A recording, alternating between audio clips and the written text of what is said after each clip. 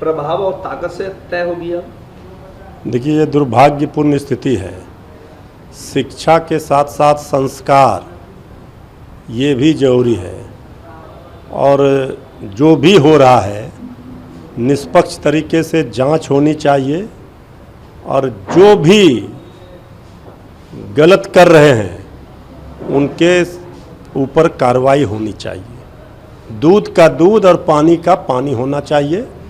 ये सरकार का, प्रशासन का जवाबदेही है, जिम्मेवारी है कि शिक्षा के नाम पर कोई अगर गलत कर रहा है तो उनके ऊपर कार्रवाई होनी चाहिए, न्याय मिलना चाहिए।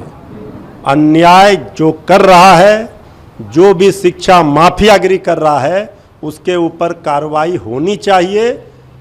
ऐसे नहीं चल सकता है। लेकिन हम तो स्पष्ट रूप से कहेंगे कि ये सरकार का भी दायित्व बनता है कि आखिर इस तरह से जो भी हो रहा है, कौन दोषी है, कौन गलत है, इसको चिन्हित करना चाहिए और कार्रवाई होनी चाहिए। नेता प्रतिपक्ष तेजस्वी यादव ने भी पत्र लिखा है बिहार के मुख्यमंत्री को और निष्पक्ष जांच की भी मांग की है। क्या आपको लगता है बाबा कि अब इस पूरे मामले में शिक्षकों के द्वारा भी अब खुद को राजनीति रूप देने की कोशिश की जा रही है? देखिए, हम तो शिक्षक पुत्र हैं, और इसलिए हमारे पिताजी ने भी ये शिक्षा हम लोगों को दी है कि शिक्षा के साथ साथ संस्कार भी जरूरी है, तभी लोग आगे बढ़ सकता है। और शिक्षक गुरु जी जो होते हैं, ये तो कहा ही गया है, गुरु गोविंद दो खड़े काके लागू पाँव। तो गोविंद से भी ऊपर का दर्जा गुरु को मिला है। लेकिन इस तरह से अगर होगा तो फिर बदनामी होती है शिक्षकों की, गुरुओं की। तो वो कायम रहे, इसके लिए सरकार को, प्रशासन को उचित कदम उठाने चाहिए। और ऐसे जो लोग दोषी हैं, जो शिक्षा के नाम पर गलत कर रहे हैं, उनके ऊपर कार्रवाई होनी चाहिए। शिक्षा को इस तरह से बदनाम नहीं किया जा सकता है। क्या बिहार के छात्र पढ़ाई करेंगे या फिर ये तय करेंगे कि किस शिक्षक के साथ खड़े रहेंगे? इस विवाद में युवाओं को क्या संदेश जा रहा है? नहीं, युवाओं को, नौजवानों को, छात्रों को अपने विवेक, अपने ज्ञान से निर्णय लेना है। गलत को गलत, सही को सही कहना ही चाहिए, कहना ही पड़ेगा, तभी न्याय होगा। न्यायपूर्ण व्यवस्था सरकार को करनी चाहिए। तेज प्रताप यादव ने कहा है कि मैं अपनी सुरक्षा वापस करता हूं, और अगर मुझे या फिर मेरे परिवार को कुछ होता है तो इसके जिम्मेदार सिर्फ और सिर्फ मुख्यमंत्री सम्राट चौधरी होंगे। आदरणीय लालू प्रसाद जी, आदरणीय श्रीमती राबड़ी देवी जी, श्री तेजस्वी यादव जी, मीसा भारती, पूरे परिवार के लोगों ने सुरक्षा वापस कर दी है। सुरक्षा तो कवच लोकतंत्र में जनता होता है, जनता मालिक होती, और जिसके पास जनता सुरक्षा के लिए तैयार हो।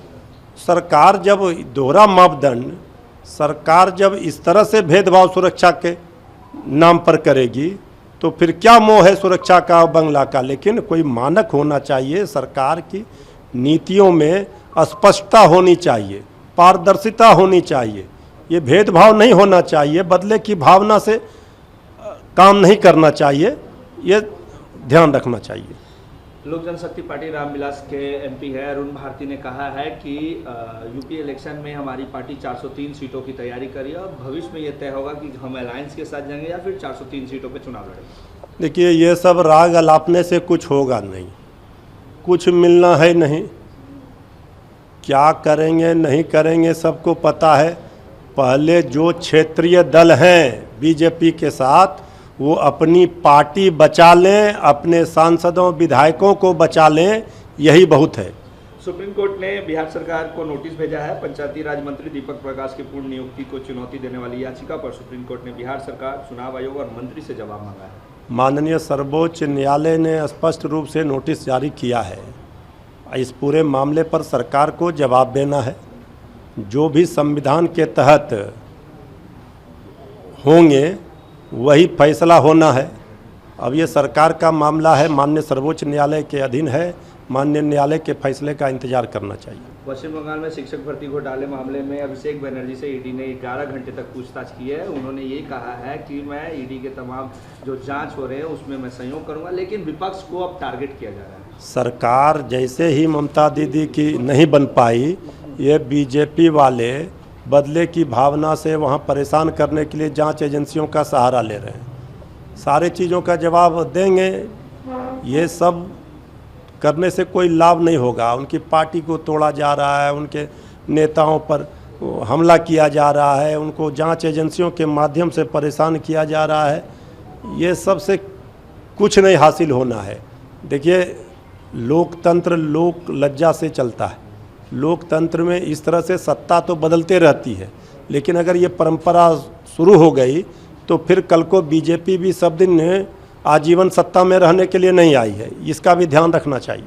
कांग्रेस ने अमेरिका ईरान शांति समझौता का स्वागत किया है, लेकिन साथ ही साथ ये कहा है कि पाकिस्तान का क्षेत्रीय और वैश्विक प्रभाव बढ़ा है और भारत को विदेश नीति में आर्थिक संतुलन की आवश्यकता है।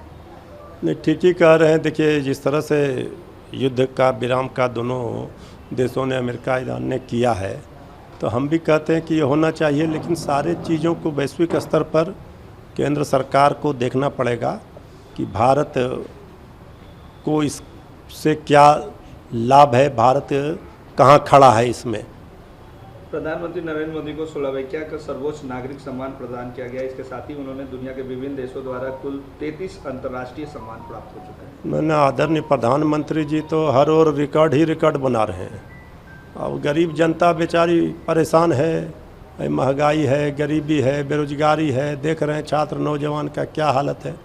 आदरणीय प्रधानमंत्री जी को सम्मान मिल रहा है तो देश के प्रधानमंत्री हैं, लेकिन आदरणीय प्रधानमंत्री जी को जो सम्मान मिल रहा है देश की जनता का, गरीबों का, मजदूरों, किसानों, नौजवानों का सम्मान कैसे बढ़े देश में, इसकी भी चिंता करनी चाहिए।